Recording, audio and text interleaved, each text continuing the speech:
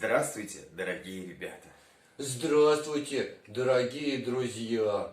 Сегодня мы с Мишуткой подготовили для вас русскую народную сказку «Волк и заяц». Итак, слушаем внимательно. Слушайте, ребята! Попал волк в глубокую яму и не может выбраться. Совсем из сил выбился. Пробегал заяц и увидел в яме волка. Вытянул его оттуда, а волк и говорит: «Ох, и проголодался я, сидя в яме. Вот тебя, заяц, и съем». «Я же тебя спас, а ты хочешь меня съесть. Это несправедливо». «Несправедливо, чтобы волки зайцев не ели». А в ту пору проходил мимо медведь и говорит: Это я проходил мимо, да. «А вы жребий бросьте. Или вот что, кто первый перепрыгнет яму, тот и прав». Заяц разбежался, перепрыгнул, а волк прыгнул и плюхнулся в яму. Медведь рассмеялся.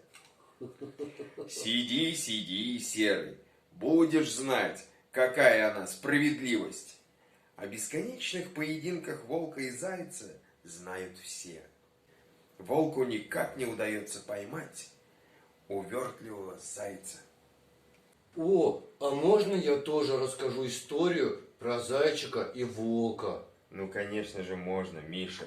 Я думаю, что ребята с нетерпением ждут твоего рассказа. Спасибо. Однажды у зайца был день рождения, и на праздник пришли все приглашенные гости.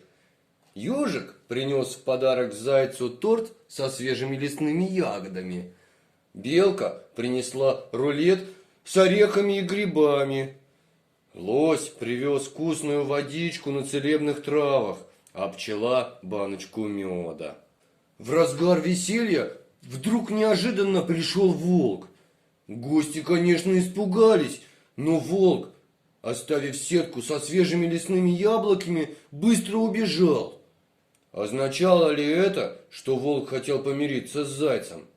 Не знаю. Сказка об этом умалчивает. Но разговоры о том, что волк продолжает охотиться за зайцем, остались. Вот такая вот история. Ну что ж, я надеюсь, что ребятам сегодняшняя сказка и твоя история понравилась. А я желаю вам, ну и ты тоже, Мишутка, Да. спокойной ночи. Сладких снов, друзья!